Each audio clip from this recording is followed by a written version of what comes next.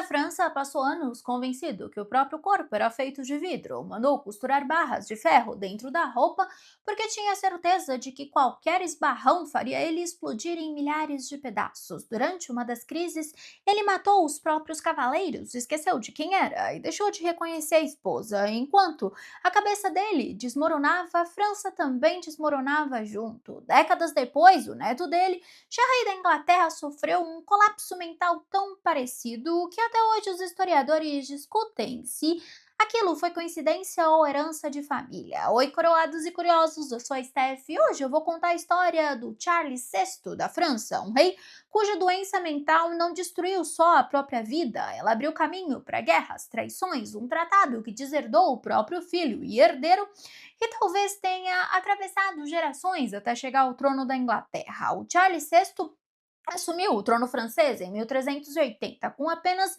11 anos, e cresceu sendo descrito como um rapaz charmoso, saudável e fisicamente ativo, do tipo que gostava de caça, torneio e festa. O povo francês o adorava, tanto que o apelido dele era o bem-amado na juventude. E é justamente por isso que o que aconteceu depois é tão de cortar o fôlego, porque a gente não está falando de um homem fragilizado desde sempre. Estamos falando de um rei robusto que do nada desabou.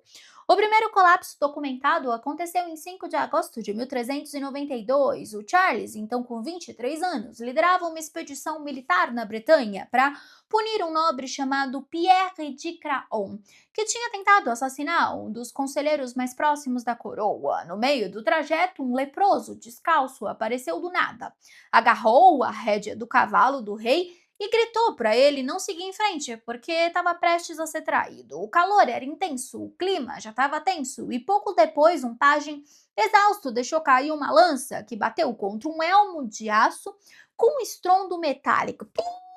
E foi esse barulho, esse único estrondo, que disparou o que viria a ser o colapso mental mais catastrófico da monarquia francesa. O rei sacou a espada na hora, começou a gritar que estavam tentando entregá-lo ao inimigo e atacou os próprios cavaleiros, que estavam ali só para protegê-lo. Segundo registros históricos, pelo menos 4 cavaleiros morreram antes que alguém conseguisse conter o rei. E detalhe que o Charles quase matou o próprio irmão, Luís de Orleans, no meio da confusão, e só foi contido quando um camareiro conseguiu se aproximar o suficiente para dominá-lo fisicamente. Depois disso, ele caiu num coma que durou 4 dias inteiros, e a reação da corte francesa diante desse primeiro colapso público diz muito sobre como a medicina medieval lidava com esse tipo de crise. Em vez de repouso e cuidado especializado no sentido moderno, os médicos da época acharam que podia ser bruxaria. Recorreram a rituais de purificação, orações intensas e processos até de investigação, então, contra pessoas acusadas de terem enfeitiçado o rei através de bruxaria, porque a explicação sobrenatural fazia muito mais sentido do que qualquer noção de colapso psiquiátrico espontâneo. Chegaram a executar supostos feiticeiros acusados de causar loucura real através de magia negra. Só que esse episódio não foi isolado, infelizmente, ele foi o primeiro. Os historiadores registram mais de 40 crises psicóticas ao longo do resto da vida dele. Algumas fontes contam até 56 episódios documentados numa análise acadêmica mais recente. E é dentro dessas crises repetidas que nasce o detalhe mais bizarro e mais lembrado da loucura do Charles VI, a chamada ilusão de vidro. No ano de 1399, o rei teve 6 crises separadas e durante esse ano, o Charles passou a acreditar que o próprio corpo era feito de vidro e que qualquer toque, qualquer esbarrão ia fazer ele se espatifar em cacos no chão. E esse medo fez com que ele mandasse costurar hastes de ferro dentro das próprias roupas, tipo uma armadura escondida por baixo do tecido, numa tentativa desesperada de reforçar o próprio corpo contra a quebra que ele achava, e na verdade tinha certeza que ia acontecer a qualquer momento. Ah, e se você acha que só o Charles teve esse ataque, que seria engraçado se não fosse trágico, deixa eu te contar que os historiadores comentam pelo menos 46 casos de ilusão de vidro registrados na Europa entre os séculos XIV e XVII. Aí depois disso, O delírio praticamente desapareceu depois de 1680, e a teoria é que isso aconteceu porque o vidro deixou de ser um material raro e precioso conforme a produção foi ficando mais acessível. Então, o delírio perdeu o sentido simbólico que ele tinha numa época em que vidro era artigo de luxo, quebradiço e caro. Só que, além de achar que ele era feito de vidro, o rei tinha outros sintomas perturbadores: insônia severa, mergulhos profundos de depressão intercalados com explosões de fúria, além de que em 1393 ele parou de reconhecer a própria esposa, Isabel da Baviera, e fugiu dela aterrorizado, perguntando quem era aquela mulher cuja presença o atormentava tanto. É uma esposa, esposas fazem isso. Em outros momentos ele nem lembrava o próprio nome, nem que ele era rei da França, e corria uivando pelos corredores do palácio, a ponto de precisarem trancar algumas entradas para impedir que ele fugisse. Ele passava semanas sem tomar banho e sem trocar de roupa, e em determinada fase da loucura, ele tentou desfigurar e apagar o brasão real, como se tivesse tentando destruir a própria identidade enquanto rei. Em outra crise, ele se convenceu que era São Jorge. Eu não vou nomear o que ele tinha, porque é muito fácil diagnosticar alguém do passado e achar que se tem todas as respostas, mas os historiadores sérios são categóricos ao afirmar que é impossível determinar com certeza que tipo de condição mental o Charles VI sofria: esquizofrenia, transtorno bipolar e até porfiria já foram propostos como hipótese. Um estudo de psiquiatras franceses, publicado em 2018, defendeu a tese bipolar, baseado no padrão de crises maníaco-depressivas intercaladas com períodos assintomáticos, mas nenhuma dessas teorias é fato fechado, é uma reconstrução retrospectiva feita séculos depois, em cima de relatos de cronistas medievais, não em cima de exames clínicos. E o mais curioso desse padrão intercalado é que, nos intervalos entre as crises, o Charles conseguia governar assim de forma razoável e funcional, participava de decisões de Estado, mantinha vida conjugal a ponto de gerar diversos filhos com a rainha e chegava até a se apresentar em público em ocasiões cerimoniais importantes, o que tornava ainda mais imprevisível para a corte inteira saber em que estado o rei ia acordar de manhã. E você sabe que um rei incapacitado não é só uma tragédia pessoal, é um vácuo de poder gigantesco dentro de uma monarquia inteira. Com o rei incapaz de governar de forma consistente, o poder real da França passou a oscilar entre facções rivais dentro da própria família dele. A rainha Isabel da Baviera tentando exercer influência, os tios do rei disputando espaço e principalmente uma rivalidade cada vez mais violenta entre o irmão do rei, o Luís de Orleans, e o primo do rei, João, apelidado de O Sem Medo, o Duque de Borgonha. Essa rivalidade não ficou só no campo da política de bastidor, ela explodiu de vez em 23 de novembro de 1407, quando o Luís de Orleans foi assassinado numa rua de Paris, voltando de uma visita à rainha, numa emboscada encomendada diretamente pelo João Sem Medo.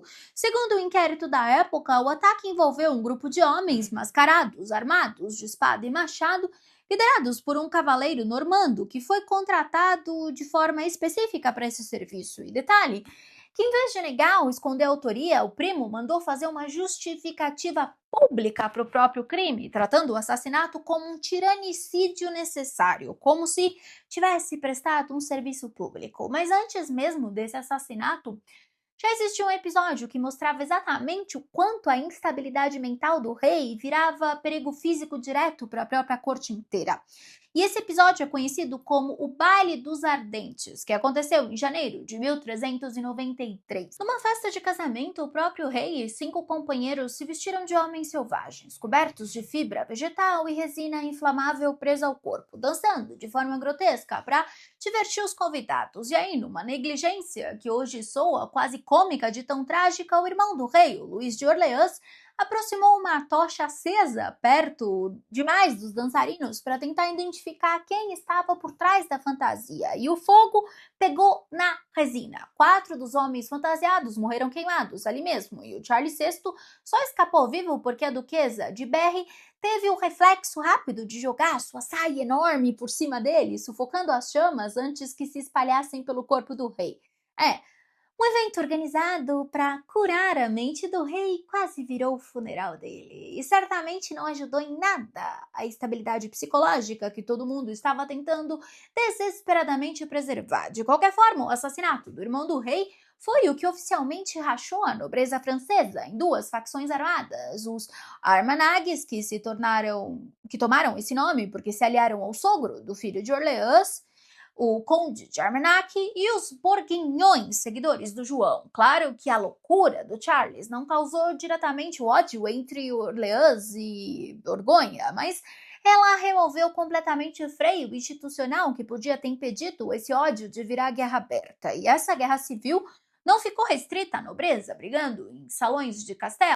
Essa guerra civil não ficou restrita à nobreza brigando em salão de castelo. Ela desceu para as ruas de Paris com massacres de populares associados a uma ou outra facção, saques coordenados de bairros inteiros e prisões arbitrárias em nome de vingança política, transformando a capital francesa numa cidade onde ninguém sabia ao certo em quem confiar de um dia para o outro. Paris chegou a mudar de mãos entre as duas facções mais de uma vez ao longo desses anos, e foi exatamente essa França fragilizada, sangrando por dentro numa guerra civil entre os franceses, governada por um rei que passava temporadas inteiras viajando na maionese, sem condição nenhuma de tomar decisão, que o Henrique V da Inglaterra, aquele que morreu de caganeira, que eu contei semana passada, encontrou pela frente quando decidiu invadir em 1415. A Inglaterra não precisou inventar uma França unida e forte.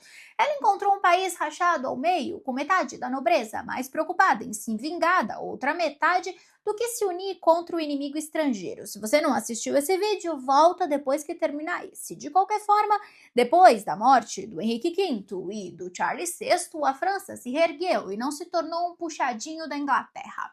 Mas voltando ao que importa, o paralelo genético disso, que vocês sabem que eu adoro fazer. Décadas depois, de adulto, o neto do Charles VI, através da filha, a Catarina de Valois, que eu também fiz um vídeo sobre o cadáver dela, o rei inglês Henrique VI desenvolveu sintomas que fizeram um historiador nenhum conseguir ignorar a semelhança com o avô francês, que ele nem chegou a conhecer direito. Em agosto de 1453, aos 31 anos, o Henrique VI estava no pavilhão de caça, em Clarendon, quando foi tomado por aquilo que os relatos da época descrevem como um frenesi, que retirou completamente a razão dele. O gatilho mais provável foi a notícia recente da derrota catastrófica em Castillon, em julho daquele ano, batalha que praticamente encerrou de vez a Guerra dos 100 Anos e custou à Inglaterra a perda definitiva da Gasconha, um território que a coroa inglesa controlava via gerações desde o casamento do Henrique II com a Eleanor de Aquitânia no século XII. Então, perder a Gasconha não era só perder uma batalha numa guerra qualquer, era perder o último resquício de um império continental que a coroa inglesa vinha tentando manter havia gerações inteiras. E o Henrique VI, personalidade já descrita pelo pessoal da época como sensível, retraído e pouco talhado para a liderança militar, recebeu essa notícia justamente no momento em que menos conseguia processar mais uma perda catastrófica em cima de anos de pressão política contínua. E ao contrário do avô, cuja loucura se manifestava em explosões violentas e delírios ativos, a crise do Henrique tomou uma forma oposta, catatonia completa. Ele não conseguia falar, não conseguia andar, mal conseguia sustentar a própria cabeça ereta, sentado, feito um boneco de pano, sem reação nenhuma ao mundo ao redor.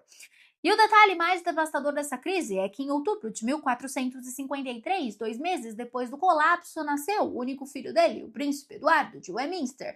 E o Henrique simplesmente não reagiu ao nascimento do próprio herdeiro. Levaram o bebê até ele, o rei olhou de forma vaga, sem reconhecer, sem reação emocional nenhuma diante do próprio filho recém-nascido. Um retrato de vazio tão brutal que até os cronistas da época ficaram registrando o choque geral da corte. Esse estado catatônico durou aproximadamente 17 meses, e a recuperação, quando finalmente aconteceu por volta do Natal de 1454, foi tão súbita quanto o colapso tinha sido, com Henrique recuperando a fala, o movimento e o reconhecimento praticamente da noite para o dia, mas sem memória nenhuma do período que ele tinha vivido naquele estado de "tô viajando na maionese".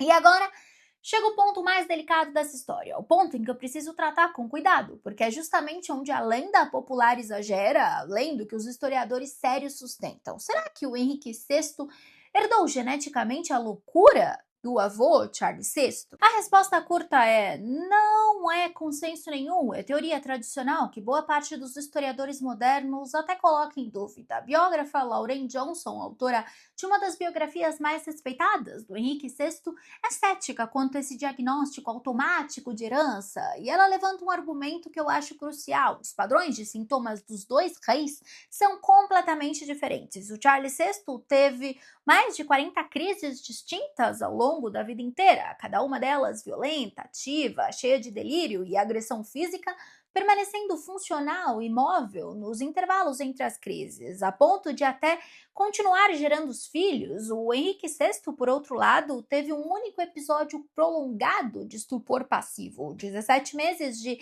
catatonia silenciosa, seguido de recuperação relativamente completa e sem recorrência conhecida daquela magnitude depois disso. E é justamente por causa dessa diferença de manifestação clínica que muitos historiadores preferem pensar nesse caso menos como herança genética direta e mais como uma coincidência, amplificada por circunstâncias políticas parecidas, porque tanto o Charles VI quanto o Henrique VI enfrentaram cada um no próprio momento uma pressão política e militar esmagadora, bem no auge da vida adulta, e é perfeitamente plausível que o colapso mental severo, em qualquer um dos dois casos, tenha sido a resposta a esse tipo específico de sobrecarga extrema, não necessariamente sintoma de doença herdada geneticamente, passando de sangue em sangue através de gerações. Outro historiador de peso, o Bertrand Wolff, favorece a hipótese de que o rei inglês sofreu, na verdade, um estupor depressivo profundo, não necessariamente uma condição hereditária, propondo que o Henrique simplesmente se desligou emocionalmente, tipo Vampire Diaries, vamos desligar a humanidade. Diante de uma realidade política que se tornou insuportável demais para ele processar, especialmente depois de acompanhar o colapso final e humilhante do que restava do Império Inglês na França. Existe ainda uma terceira linha de investigação acadêmica, publicada num periódico especializado em hipóteses médicas, defendendo a tese da esquizofrenia herdada e chegando a argumentar que essa condição psiquiátrica teria mudado o próprio curso da história inglesa ao incapacitar o rei no momento mais crítico possível. Mas, de qualquer forma, independente da origem exata da condição do Henrique VI, o efeito político desse colapso foi devastador e muito documentado, sem margem para dúvida histórica nenhuma, com o rei catatônico e incapaz de exercer qualquer função de governo. A rainha Margaret de Anjou tentou reivindicar a regência para ela mesma, apoiada pelo duque de Somerset, mas o governo dela se mostrou tão impopular entre os nobres que o parlamento inglês preferiu nomear outra pessoa para assumir o controle, o Ricardo, duque de York, que se tornou oficialmente Lorde Protetor do Reino em 27 de março de 1454 e deu ensejo à Guerra das Duas Rosas, ou seja, dois reis, duas condições incapacitantes, duas guerras e quase dois países completamente destruídos por isso. Lembrando que mais pra frente o George III, aquele rei de Bridgeton, também teria episódios de loucura, e muitos historiadores dizem que a perda das colônias americanas e a independência dos Estados Unidos foi diretamente ligada a esses episódios. De qualquer forma, presta atenção nessa linha do tempo. A loucura de um rei francês abriu um vácuo suficiente para explodiu uma guerra civil interna. Essa guerra civil enfraqueceu a França o suficiente para ela perder a Agincourt e assinar um tratado que deserdou o próprio herdeiro legítimo. E décadas depois, do outro lado do canal, o neto desse mesmo rei louco desenvolveu uma crise mental que criou exatamente o mesmo tipo de vácuo de poder que resultou na Guerra das Duas Rosas.